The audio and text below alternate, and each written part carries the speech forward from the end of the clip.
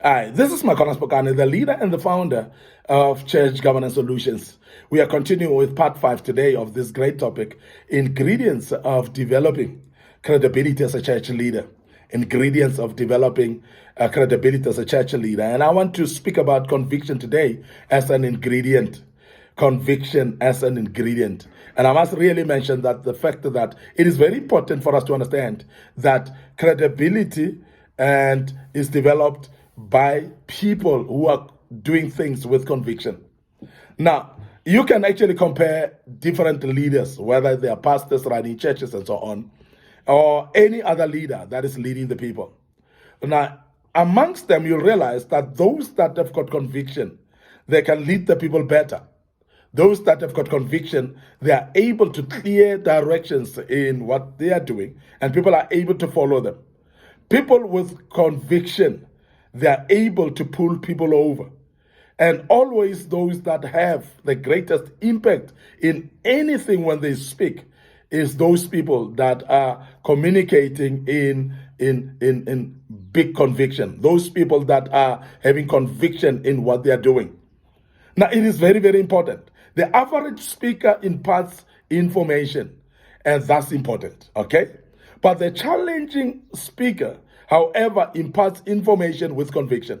That's the difference. And I want us to see that difference because there are people that will just communicate, which is okay. But you must be a leader that is challenging. And when you challenge people, you impart information with conviction. And that's what cuts it. That's what makes a difference. And I must really say that many pastors, because they may not have conviction in what they are called for. When you don't have a conviction on the vision that God has put upon you, you cannot communicate well. You cannot actually impart to the people. You cannot actually assist the people. And you cannot be able to develop the people. And that's very, very key to see the difference there. There is something about conviction that engender credibility. And I must emphasize that it is very important. And students are quick to respond to this type of speakers who are speaking with conviction. And people that speak with conviction generally are the people that speak from the heart. People that have gone through an experience and they speak based on that experience. And I've ever seen people that are giving testimonies that they've gone through themselves, different from somebody who's giving a testimony that they've had from somebody. Well, when you give a testimony that you've gone through yourself, you say it with conviction, and that's the difference. And that's what makes people to become more believable, actually. If there's a word like that, it makes people to actually be trustworthy in what they're communicating. And that's very, very important. And students respond better as well. When you teach students, they respond better to people that are speaking with conviction. If you're a senior pastor, your own leadership board will actually respond better when you speak with conviction. If you are a leadership board and you're speaking to the congregation, they will respond better when you speak with conviction. Very, very important that we emphasize that because these are type of things that we ignore doing. Now, conviction consists of two key ingredients, and I want just to mention those today. The first one is what we call passion. And passion becomes very important because if you are going to say that you're convicted, conviction must come with passion. And people that are passionate are seen in how they communicate things. They are seen as well on how they deliver. They are seen also on how they manage situations because they manage something with conviction, with passion, and it's because they are convicted. And that shows there that they are actually believing what they're saying. But also another part of what we call conviction is what we call commitment because it's not only passion, but it's passion and commitment. Now, commitment is to be committed to that which you are doing. Because commitment comes along with what we call consistency. Because when you are consistent in what you're doing, it's because you're committed in what you're doing. And when you're committed in what you're doing, you're actually drawing people to become committed in what you're doing as well. Now, I want to emphasize this because for pastors who are running ministries, many people will follow you and support you when you yourself, you are passionate and you're committed in what you're doing in your ministry. And many times we drop the ball as leaders in the church because we are not passionate, we are not actually committed in what we are doing, that which God called us to do. And therefore, because of that, it shows that you're not convicted in your own mission and your own vision. And therefore, you cannot expect other people to be committed in that which you are not committed in. And I want to dwell a little bit on this one, because many times you'll see leaders that are not committed. A pastor that doesn't attend their own prayer meetings.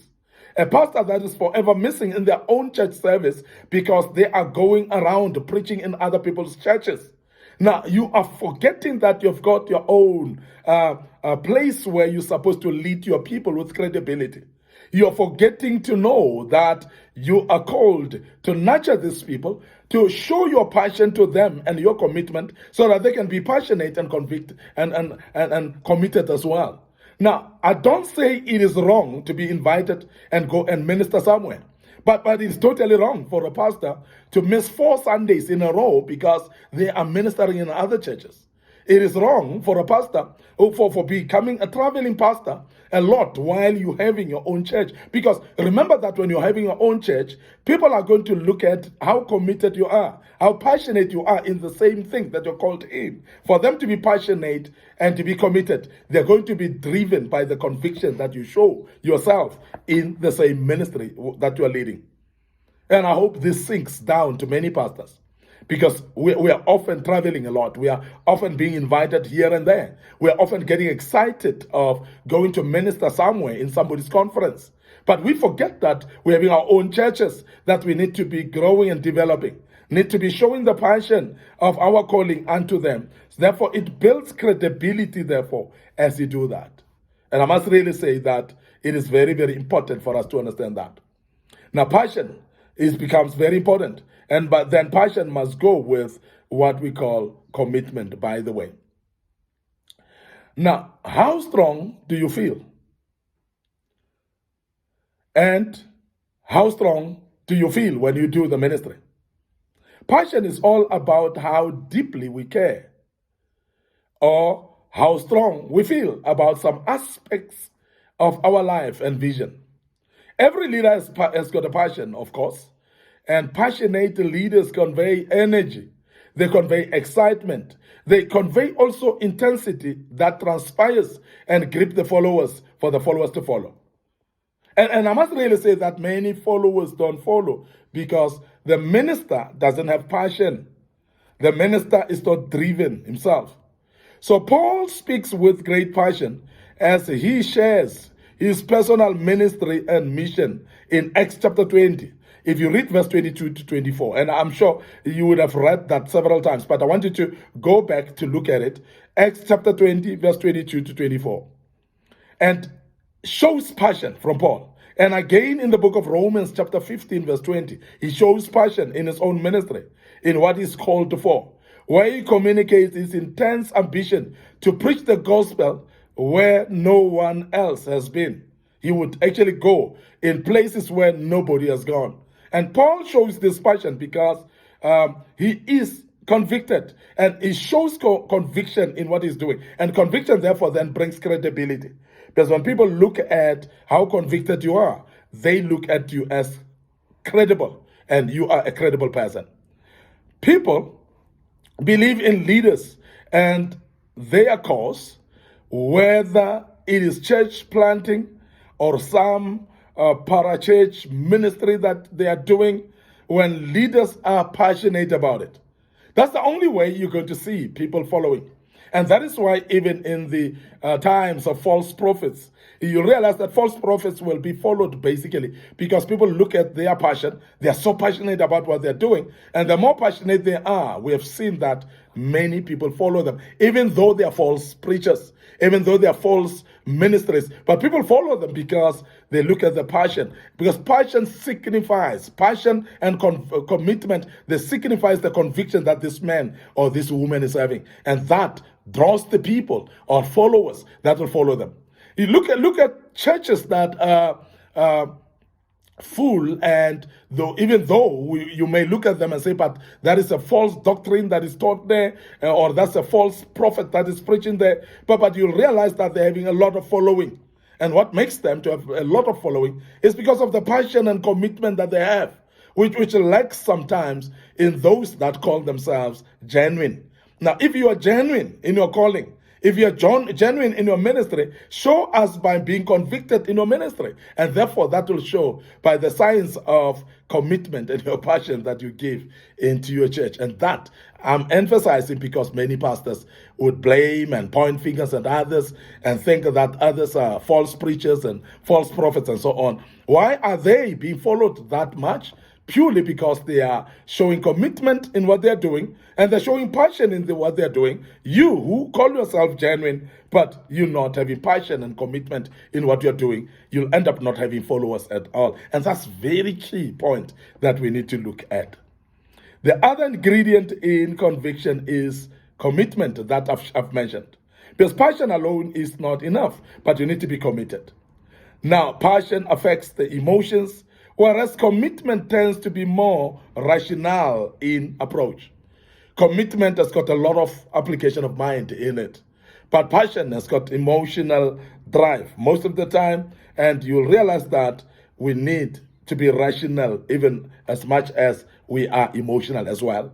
It involves the leader's conscious, intentional investment as well of time and effort to be sure that a vision or cause is realized. Because when you are intentionally applying yourself, you are actually going to be able to draw people towards you, and people then will follow in what you're doing. It is very, very important then that we know that it will take your conscious, intentional investment of time in order to build something, and the effort to be sure that a vision or the cause that you're doing is realized. It's not just going to happen automatically, it's going to be realized because you've put commitment in it.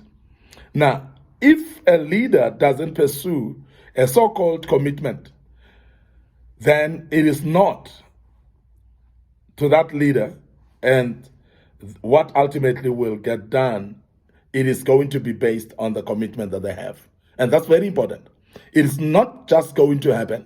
It's not just going to fall into place automatically. And majority of the time, it is because of the commitment that you show as a leader and the conviction that you show as a leader. It says that the leader will be around for the long haul to accomplish their ministry goals when they've got what we call conviction. When we have got what is called commitment and passion, you'll see that the leader will be followed because everybody looks at the leader and they know they're in it for a long haul. I want to end up here today. Your host, Micornus Phokane. I hope that you've learned quite a bit out of this, and you will actually follow us as we continue with this topic in the following days. And I believe strongly as well that you have learned quite a bit out of this. I'm going to call it quits now, but before I check out, I want to draw your attention to our Facebook page, Micornus Phokane, and our Facebook page, Young Men Empowerment Forum, and there's also Church Governance Solutions Facebook page. All those Facebook pages, we are teaching there on those platforms. Follow us there. Make sure that you like those pages and click notification buttons for you to be notified. Don't forget our YouTube channel as well, where we post a lot of materials in there. Subscribe to our YouTube channel and follow us right there. May the good Lord bless you and allow me to check out right here and say cheers for now.